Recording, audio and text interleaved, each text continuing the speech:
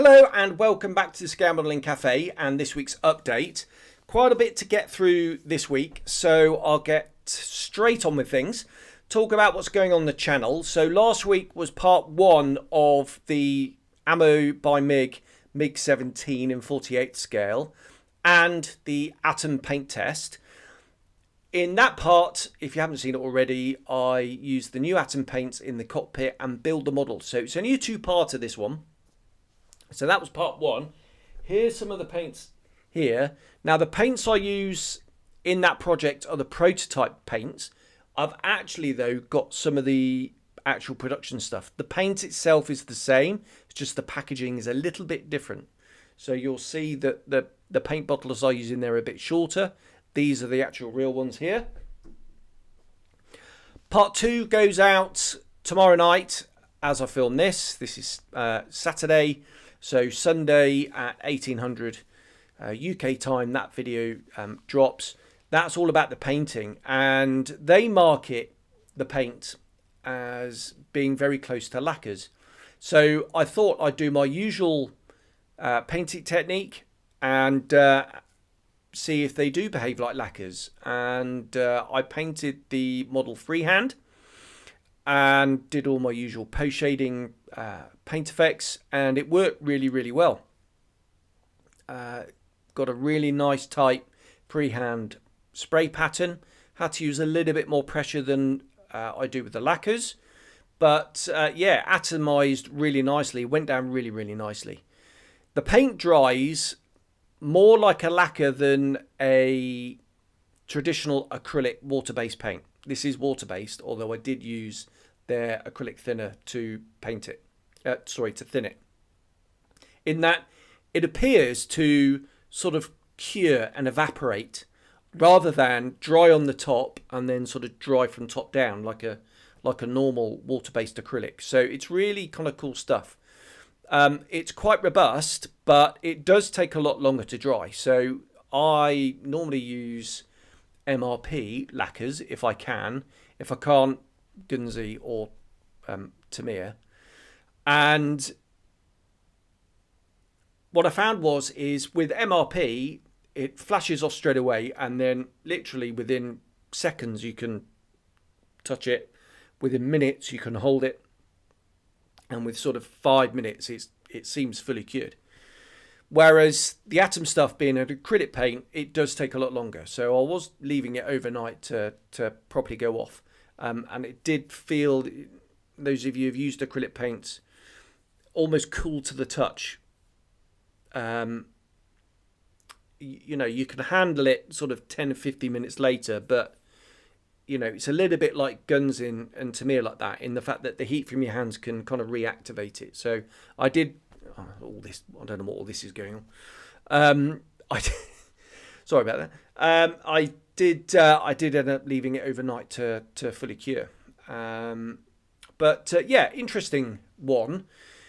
I don't think it's going to replace my lacquers. I'm a massive fan of lacquers, purely for speed, if nothing else. But if you are an acrylic paint user, then yeah, go check them out. And brush painting, I have been brush painting, and it works a treat. So that's going out tomorrow, as I said, at 1800 UK time. So next week will be the new project, which will be this, which is the Trumpeter Fulmer in 48 scale. And a bit of an update on this. So I've done an awful lot of progress on this in the last week, starting off in the cockpit. So, you know, it wouldn't be Trumpeter without a few inaccuracies. Starting with the observer's cockpit, they mount the seat on the floor and then have like a well for the observer's feet to sort of dangle in, which is not right. So what I did is I've completely scratch built the floor. I've lowered it, added a load of structure down both sides, and rebuilt the seat mounting. Seats themselves are Eduard photo etch, pilot and observer, and there's lots of Eduard photo etch going on in the front and the back, as well as some scratch building. Front cockpit, talking of scratch building, the left-hand side wall is way too flat. It's way too 2D. So I took some plastic card and I completely scratch built the left-hand cockpit sidewall. So it's based on plastic card, and then I've added all the structure and then a whole load of detail to it. The throttle is a modified Spitfire throttle. There's some Edward photo etch in there, and like I say, a load of scratch building. I've replaced all the wires that were moulded in behind the cockpit with lead wire. There's a load of photo etch detail back there. I even scratch built a fire extinguisher, which I've lost. I knocked it off somehow, and that's been swallowed up by the carpet, so I'm going to have to make another one of those, which is a pain. In both cockpits, I've used MDC's flexible resin oxygen hoses, which are absolutely brilliant. So, yeah, thanks to Bob, who sent me them out the blue, which is really, really nice.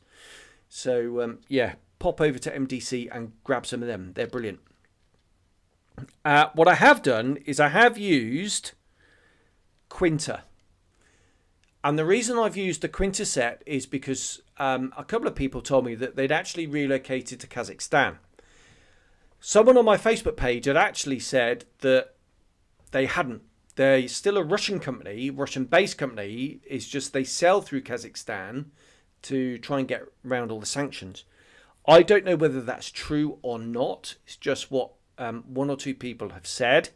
So because of that, I'm actually feeling really rather guilty that I've used Quinta, because if that is the case, then I'm gutted actually that I've used it, and I won't be using any more until I can find out definitively yes or no what's going on with them. But that's that. Right, other things. Now, the talking of the fuselage, if I hold it up, you may be able to see, it's not going to focus, I don't think. Maybe it will. You might be able to see the two sort of silvery bits behind both cockpits. That is Ammo's aluminium foil. I made a template. I cut it out on the silhouette cutter, these extra panels, and stuck it on, and it worked really well. I'm like dead chuffed with that. And on the back bits, there's a couple of other raised panels that I did in vinyl because they're very small, and it would just give a cleaner cut, I think. It's really clean, don't get me wrong, on the foil, but with such small details, I thought it'd be less dangerous to use the vinyl. The canopies are really thick, so thick that I'm going to do the observer's canopy shut. I've polished it right up, but the shape is wrong. The shape is far too square. Now, I said last week that I got it the wrong way round. I said it was too rounded and it should be squarer. It's the other way round, actually. I think I just said the wrong thing. So what I've done is I've reprofiled the observer's canopy, polished it all up. I lost the forward sort of cross brace, so that's been scratch built with a bit of foil embossed with a riveting tool. So I've sorted that out. And then the pilot canopy, I did all that scratch building in the cockpit, and it's just too thick, and there's no way you can have it open. It's about 1.5 millimeters thick, the glass. It's ridiculous. I mean, perfectly clear, don't get me wrong, but just mega thick. So I thought, right, let's sand it down on the inside and then it will just sit over the top. And I did. I sanded it down and it's now mega thin. Polished it back, obviously, but it still wouldn't fit. It was sat proud. So I've sanded and thinned the profile behind the canopy itself on the structure. Also, what I've done is I've scratch built the canopy opening mechanism. So they've actually moulded the rails in the wrong place. They're too low. So I removed those and I've scratch built new rails, the sticky out bits, the proud bits, which stick out behind the canopy. Then I scribed in the female part of the rail, if you like. And then on the canopy itself, I glued in the male part of the rail. And now it fits in there lovely. And actually, I can slide the canopy forwards and back, just like the real thing, which is a bit cool. So, yeah, pleased with how that turned out. I might just add just a little bit of plastic card at the bottom. I don't know yet. because it still just sits up a little bit. Now I did lower the height, and it does sit there better, but yeah, I might just do that. Because I reprofiled to a rounder shape behind the canopy, what I should do really is just add a little bit of plastic card behind in a curve to match the profile, and then sand the outside in a bit of a curve as well. But do you know what? I'm probably just going to leave it. It's very thin, and I just don't want to risk any damage there. So I am just going to leave it. I mean, I could, with the cutter, print out another vinyl, sort of a vinyl bit, and stick over the top as framing. But do you know what? I'm probably just going to leave it. There's a few other little details that are scratch built on the fuselage, and there's a few little details underneath that I need to put on, and then it's almost ready for paint. Now the wings. So the center section, if I hold it up there, hopefully it'll focus on it. Bit dark because it's not in the lighting, but the center section, you can see the join there with the Mr. Surfacer. That glues in, but the way the panel lines go, if I can just hold it up there, just where my finger is here. Come on, focus on the aeroplane, not me. Just here, you can see the shape of it. Now, it's very tight, so I did shim off a little bit of the wing insert. But to match those contours and to get it to fit exactly so it matches with all the panel lines is nigh impossible. So I glued it in, and then I used this stuff as a filler. This is Mr. Hobby's purple epoxy filler, and it's brilliant stuff. It's got a plasticizer in it, so it bonds to the plastic, and it's hydrophobic, which means it's not like Milliput where you can shape it with water and dissolve it with water, which is really useful. But yeah, this stuff ends up sanding exactly like plastic. It feathers in beautifully, and when you scribe over the top, it doesn't, there's no risk of chipping or anything like that. Like I say, it scribes just like plastic, whereas Milliput, it's kind of chalk based stuff, and it will chip. So it's absolutely superb for jobs like that. So that's all be completely rescribed around there and re-riveted. The wings themselves, I really wish manufacturers that do naval aeroplanes do full span wings with a cutout on the inside. So if you want to do it folded up, and why would you, weirdos? But if that's what you really want to do, then you can just cut the wings inside. And I think that gives a much neater result for all concerned. I hate putting these multi-part wings together because it never ever looks as neat, and this is going to be the same. Now, if you look at a naval aeroplane, a historic naval aeroplane, on the wing fold, it doesn't look really neat close up anyway. The contours very rarely match. There's gaps. There's normally a little bit of rubber or something down there. Certainly is on the Sea Fury, which bulges out, that seals it. So it's never really that neat. But on a model, we kind of want a neat model, don't we? So yeah, that would be a much better solution, I think. Other problems with it. The landing light is bulged for some random reason, so that got sanded back and polished. The guns should be all in line. They're not. The outer two are raised for some random reason, and they're just divots. So the outer ones were filled, and then all four were drilled out. And yeah, and that's just about it, I think. So really pleased. There's two vents on the left-hand side of the nose. The rear one's got to go. That was the Mark II only. So I've done that. I've drilled out the little air scoop. I think that's, I don't know what that is, underneath the exhausts. So yeah, done a lot to it, as you can see, in a week.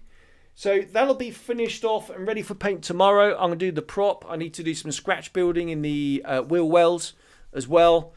And then that'll be ready for paint next week. Really looking forward to getting that done, although I still haven't decided on a scheme.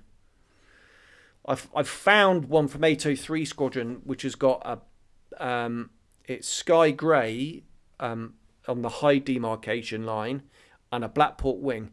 I really like that. Embarked in HMS Formidable in the Med in 1940. I really quite like that. Or I might stick with the original idea and go for the sky blue. Don't know yet. I have to wait and see. Right, that's the Fulmer. Modelling news and some personal news. Modelling news, no new kits.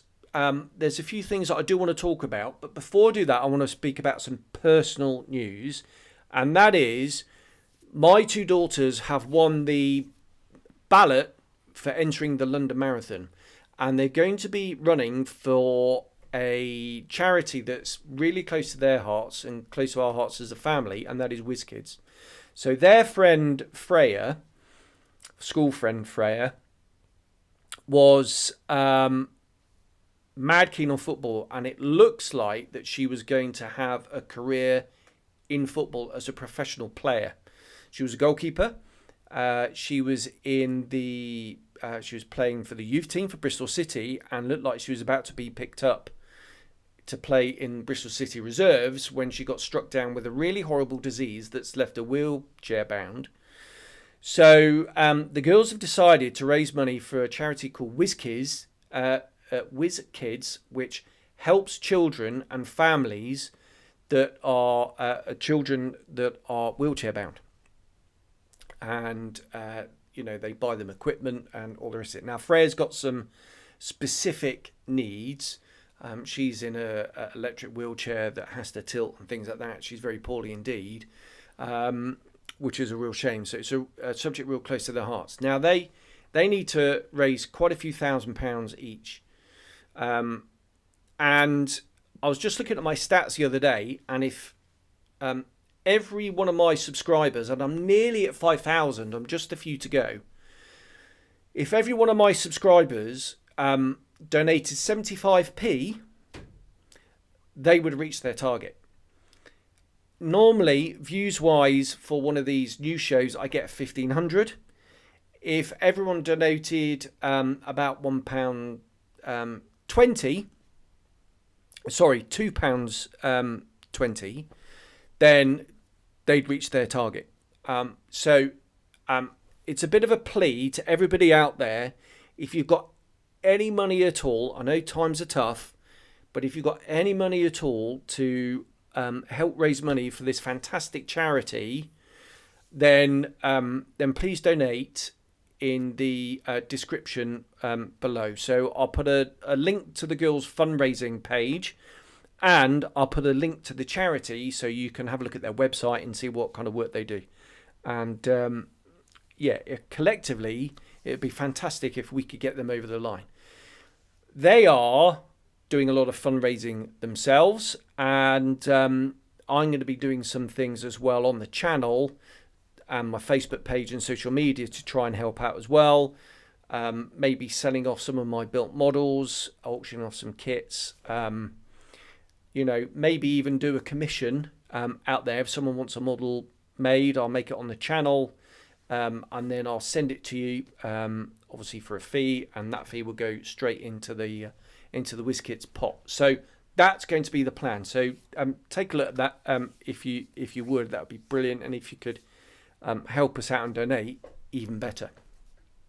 Okay, modelling news-wise then, no new kits, as I said, but I just wanted to mention ResKit have done a detail set for the Bronco for the cargo bay in the back, and it just looks amazing.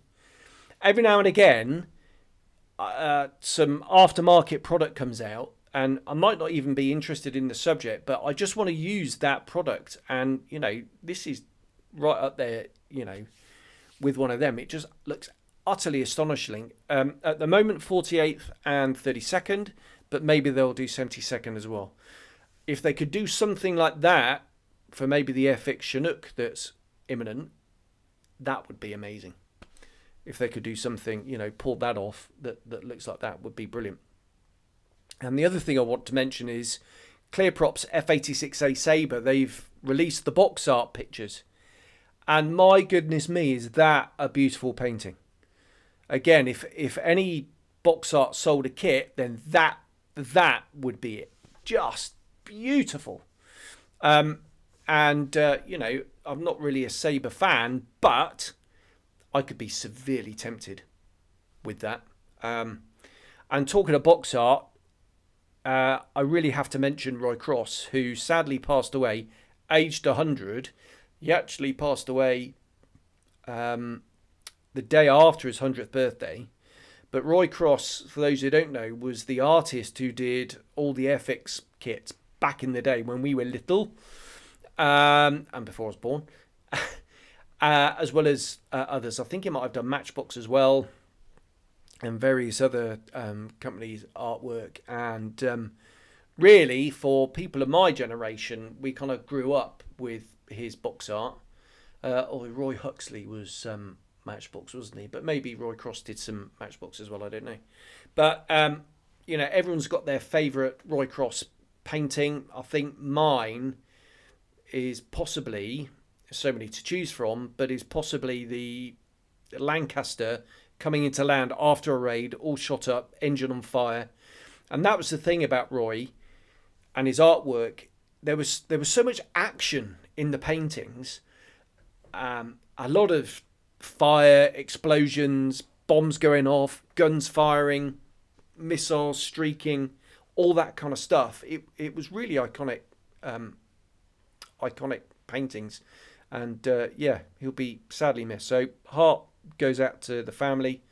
And I doff my cap, Mr. Cross. Good innings. And thanks for the artwork and thanks for the memories. Right, there we go. I don't really want to leave on a downer, but inspirational, I think. Right, recap on the channel then. Tomorrow, Sunday, is going to be part 2 and the final part of the MiG. Just, check out, see how the atom paints fare. We're doing freehand camouflage and weathering, post shading, that kind of thing. And see how it all looks at the end of it. And then the week after that will be a part 1, the introduction part for the Trumpeter Former. And it may well be painted by the time that goes out. We'll have to see. Right, there we are. I'll leave it there. Thanks very much for watching. Oh, sorry. Final thing. Questions. Thanks very much for your questions. This video's gone on for long enough, so I'm probably going to do a separate video and bung that out in the week. I'll have to see. But, you got any questions, send them in. I'll answer them by tippy-tappy in the comments, but I will include them and do a bit of a expand on them in this format. There we are. Thanks very much. Thanks for all the kind comments as well about the new format. And, the sort of the red boxes and all that kind of stuff. Seems to have gone down well. So, thanks very much. Cheers. Bye-bye.